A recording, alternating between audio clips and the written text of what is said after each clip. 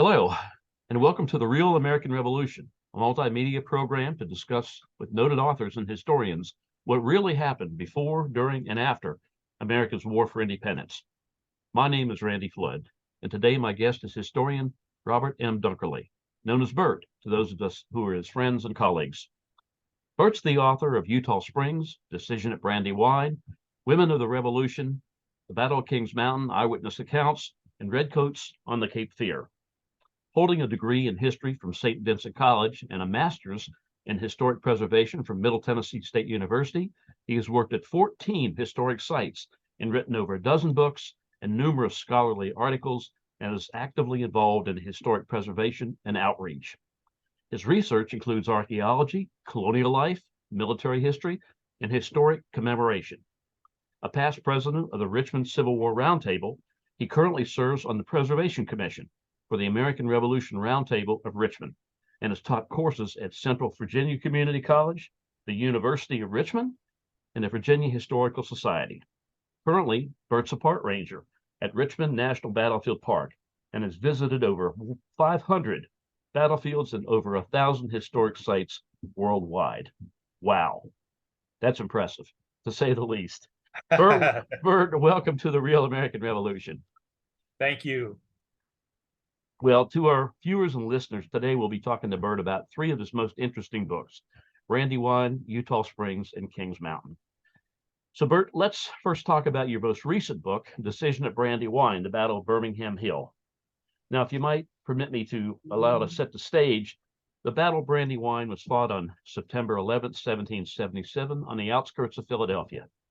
As commander of all British forces in North America, General William Howe's objective was to seize the Patriot capital of Philadelphia and the Continental Congress. General George Washington and his newly organized Continental Army stood in his way. Bert, there have been a lot of books about Brandywine. Why did you choose to write about it? It's one of the larger battles of the Revolution, and it's got a lot of significance in terms of the development of the Continental Army at that time. You know, every battle, the important thing about every battle is its context and when it was fought. And I just thought that Brandywine needed another study. It's such a significant battle. Yeah. There's not a lot of land preserved, at least not until recently. So it's a battlefield I think a lot of people just couldn't appreciate all the details of. Mm-hmm.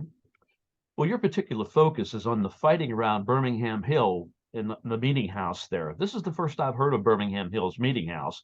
Why is that location so important? That's really the heart of the battlefield.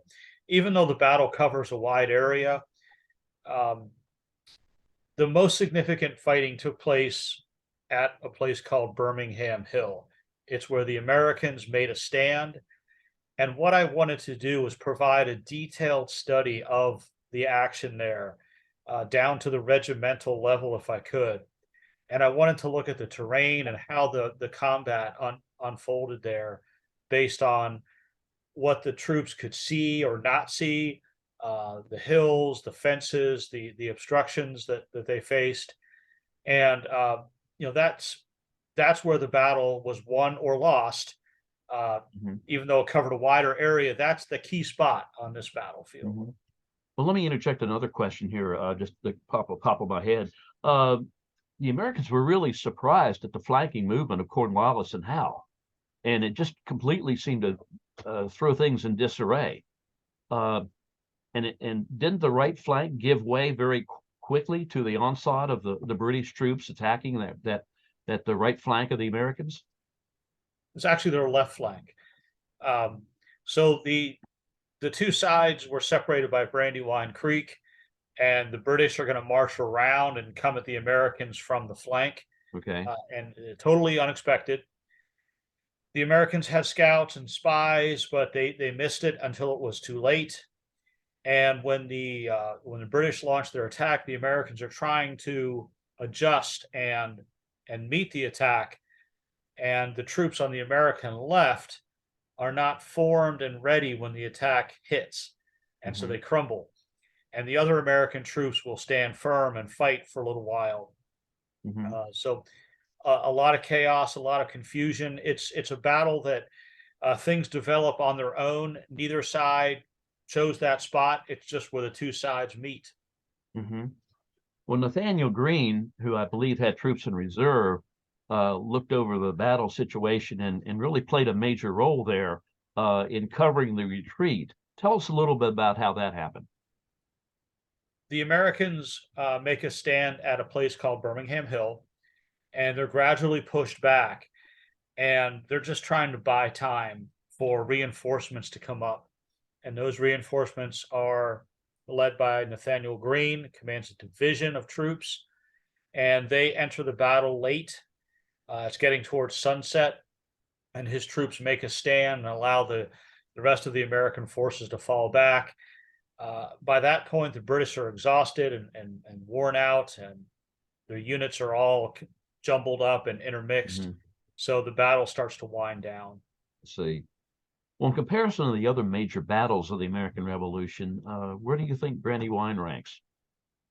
It's absolutely one of the most significant battles. It's certainly one of the biggest in terms of area. It covered a huge area. Uh, the Americans and British armies are as large as they're ever going to be for any of these large battles. Um, there's fighting from early morning until sunset, so several hours, full day of fighting. And I think the real significance is that it's the first battle fought by the newly reorganized Hmm. American army, which had fought in some smaller engagements, but this is the first major battle that this army fights. A lot Hmm. of new troops. They'd never worked together before, and that's a very important thing in combat. And this battle, along with Germantown that follows, helps create the army that's going to carry on through the rest of the war. That's pretty interesting to say the least. Well, what should your readers or listeners take away from this book? What do you think is the most important thing they ought to remember? Like I said, the development of the Continental Army, the fact that these troops have never fought in a battle this big before, they've never worked together in large units, and by that I mean brigades and divisions, which are organizations of 4,000, 8,000 men, and they've never done this before. And so the importance of maneuvering and deploying and advancing and retreating and all those things that the soldiers have to do uh, and do it well in combat, they start to get that experience here. Pretty interesting. Well, to our viewers and listeners, today we're talking with historian Bert Dunkerly about three of his most interesting books: The Battle Topics of Brandywine, fought in Pennsylvania, and Eutaw Springs and Kings Mountain in South Carolina.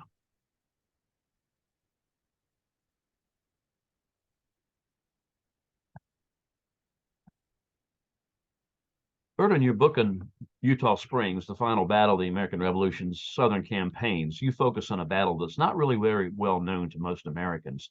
To set the stage, readers and listeners need to understand that since late 1779, the British had turned their attention, obviously, from the mid-Atlantic colonies, northern colonies, to the southern colonies to suppress the American rebellion. And with the war seemingly at a stalemate, King George III and his ministers were convinced that the British loyalists in the South would help them gain the upper hand in that war, as we know.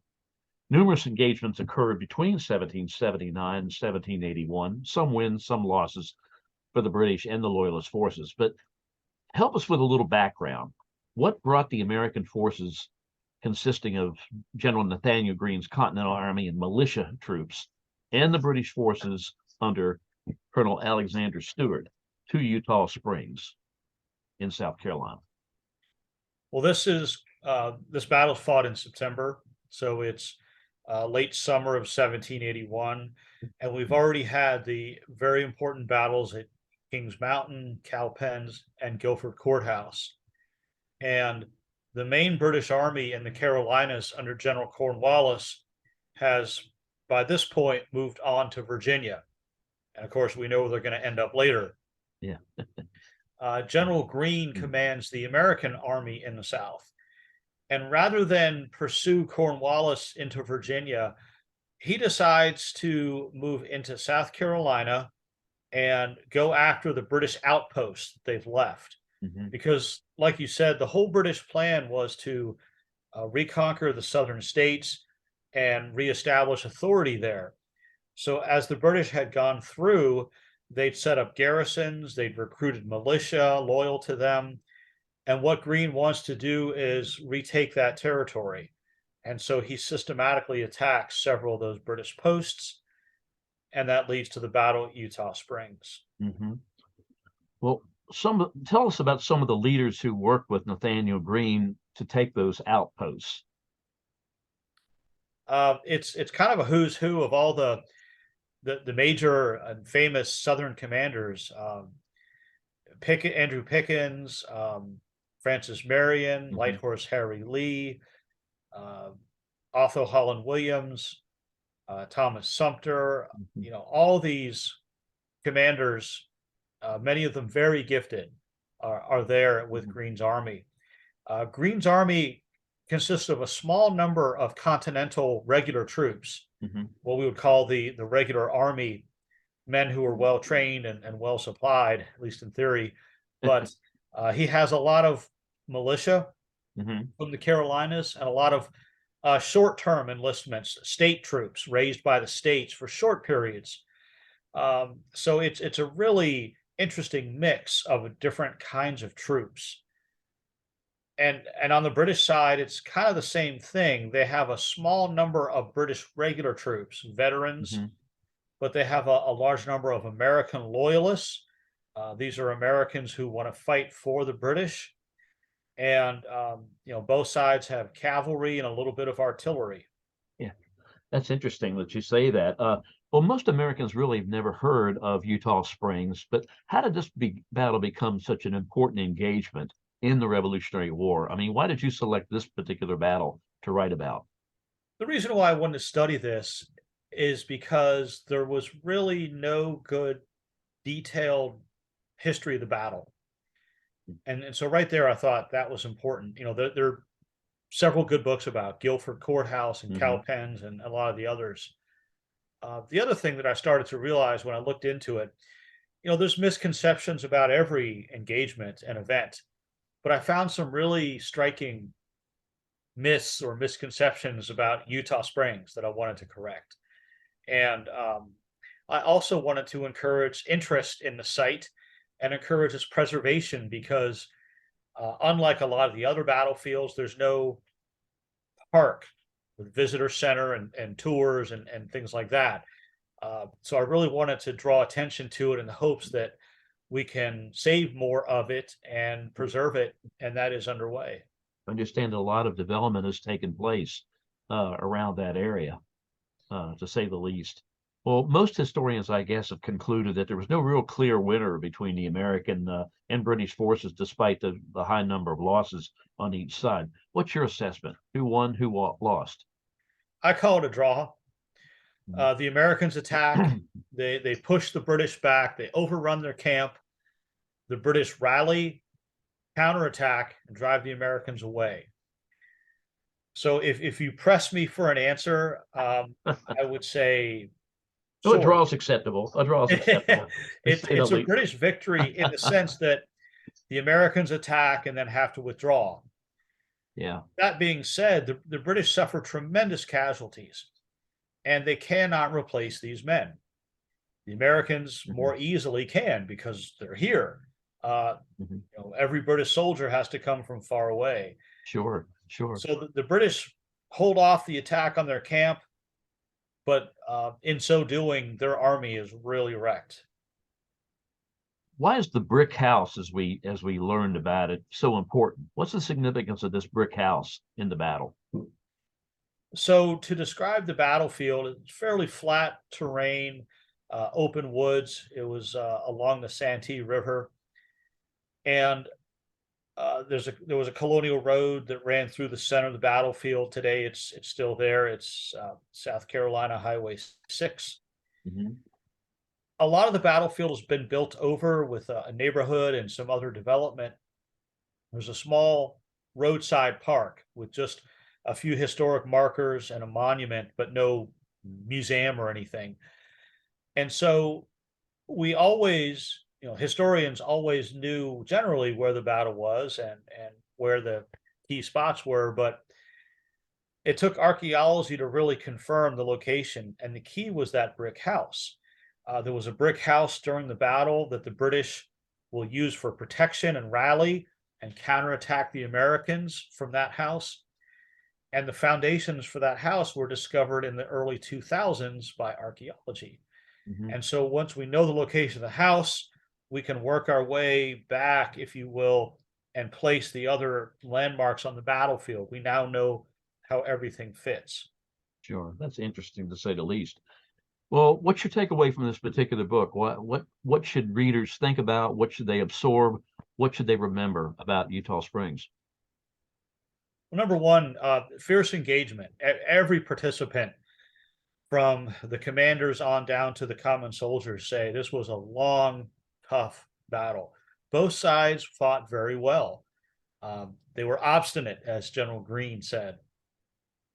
But beyond being a hard-fought battle with tremendous casualties, over 30% on each side, two of the myths that I wanted to correct were that the battlefield is lost because in the 1940s there was a flood project that created a man-made lake. My research shows that the lake did not inundate the battlefield, only a little fringe of it, but most of the battlefield is still there and accessible. And secondly, there's a misconception about the Americans looting the British camp because they overrun the British camp and capture their supplies. I don't think the looting was very significant, and I don't think it contributed to the Americans withdrawing. By then, their men were exhausted and units were mixed up, and the British counterattack. I think that is a misconception that grows later out of people's perceptions of the battle. So those are the things I wanted people to really understand. That's important to clarify. Thank you very much. Well, thanks so much for your analysis here and your comments about Eutaw Springs. To our viewers and listeners, today we're talking with historian Bert Dunkerly about three of his most interesting books: The Battle Topics of Brandywine, Pennsylvania, and Eutaw Springs and Kings Mountain in South Carolina.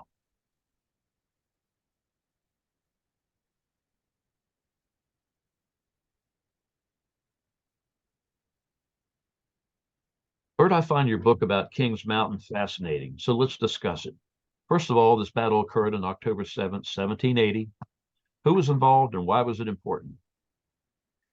Well, like I said before, the most important thing about any battle is its context, when it was fought. And in 1780, the British have invaded the South. This is their strategy to win the war once and for all. It's dragging on. And so they're counting on loyalists, people who oppose the revolution, to come out and support the British. And by the fall of 1780, they've overrun Georgia and South Carolina. And they send an officer named Major Patrick Ferguson into what's called the backcountry, or the frontier of South Carolina, to recruit. And he has raised several thousand troops who are loyal to the British, maybe some of them questionably. So that, that's a major part of the British plan to subdue this area. On the American side, they've suffered many defeats. The state's overrun. There are troops who are going to come together from 5 different states: Georgia, the 2 Carolinas, Virginia, and what's now Kentucky and Tennessee. And they're going to unite kind of on their own initiative, and they're going to choose from among them their own commander, Colonel William Campbell of Virginia. But among some of the other important leaders are Isaac Shelby, John Sevier, who will go on to be the governors of Kentucky and Tennessee after the war. So it's an interesting mix of troops and commanders. Greene, Cornwallis, Tarleton, those people are not here. These are different troops who have not been in some of those other battles. Well, the Americans were called the Over Mountain Men. What caused them to pursue Ferguson and his troops? And I do want to clarify, the Over Mountain Men are only a small fraction of the whole American army. The Over Hmm. Mountain Men refers to the settlers who come from over the mountains to the west, what's now Kentucky and Tennessee. Hmm. And they're joined by troops from the two Carolinas and Virginia. So there may be less than half of the total American army, but their contributions are really significant. Hmm. These are frontiersmen. They're used to fighting in the woods. They're used to surviving long marches. Uh, they're very experienced, rough and tumble guys. Um, they are going to be using the tactics that they're familiar with, which is wilderness fighting, using Hmm. tree cover for fighting. Hmm. Weren't they insulted by Ferguson? Would you clarify Yes, that? There's yes. a people were led to believe that Ferguson really insulted them, and so they pursued him basically. Ferguson, I think, overstepped uh, his uh, his judgment. He made a threat that if the people of the West or the frontier did not stop resisting, he'd lay waste their homes with fire and sword. And that threat was delivered to the mountain settlements, and they responded in full force and went after Ferguson. They're going to spend the better part of 2 weeks, in some cases, traveling through snow over the mountains to come into what's now North and then South Carolina to find Ferguson's army. Yeah, I can see them responding, you're not coming after us, we're coming after you, Yes. and very decisively. Well, you really focus on eyewitness accounts, which I think is one of the first times this has happened. What's the significance of eyewitness accounts? Why are they so important? They're really crucial to understanding the actual events. Um, what I found with Kings Mountain is that it's a battle that has a couple misconceptions about the presence of the Over Mountain Men and the way the battle unfolded and things like that. And so, what I wanted to do was find the actual eyewitness accounts from the participants. And there's really been no good modern study of the battle. There's older books like Draper's Hmm. History of Kings Mountain, which was published in the 1800s. And he did use some eyewitness accounts, but I wanted to get back to the original sources. And what I found were details about the battle that I don't think a lot of us knew about. And they really changed our understanding of how it happened and how it ended. And so I tried to find every single source that I could. Uh, Found more American than loyalist, but that's what I could find. Yeah, that's pretty interesting to say the least as well. Well, as you and I both know, we get in numerous conversations with our colleagues about turning points. It seems like every time we have a major conference, somebody's talking about the turning point of this or the turning point of that. And, I've maintained for a long time that there's no single turning point, perhaps, in the Revolutionary War, that there were several significant battles and events that occurred that moved the needle in the direction of the Americans toward an eventual victory. Many history books and school books cite that Saratoga, for example, is the turning point, which I emphatically, as you know, dispute. I mean, as you know, as we all know by now, France jumped into the war for independence with arms, ammunition, supplies, and other support well over a year or more before Saratoga ever occurred.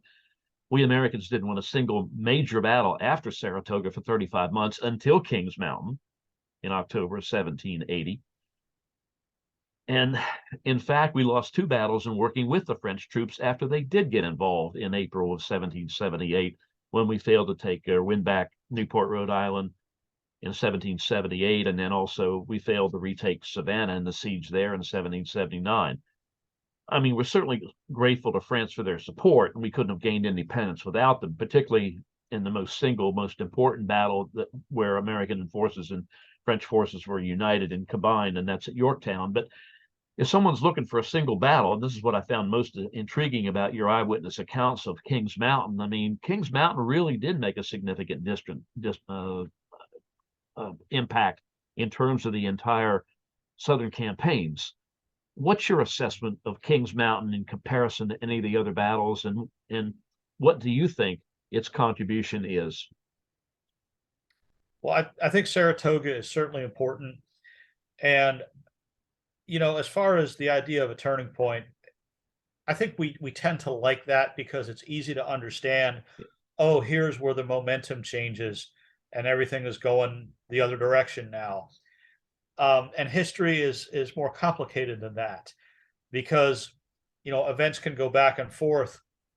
But what I think we can see is a larger shift. So in the Southern campaign with Kings Mountain, the British lose 1,000 men in an hour, maybe 45 minutes at Kings Mountain. Yeah. They're not just defeated and retreat, they are gone because the entire force of Ferguson is killed, wounded, or captured. And, that's not like losing a battle when you can retreat and regroup. I mean, they're just gone. And it's a major blow to the British plan to recruit loyalists and win hearts and minds and get civilian support in the Carolinas. People see what happened and they're not willing to support the British after this. It delays the British invasion of North Carolina. Thomas Jefferson said it was the turn of the tide of success. And General Henry Clinton, British commander, said it was the first link in a chain of evils that led to the loss of America. Which is not to say that everything was going to be downhill after Kings Mountain for the British. Right. But it does, in a large sense, change the game because they've lost civilian support. They've lost a number of troops. It changes how they have to conduct the campaign.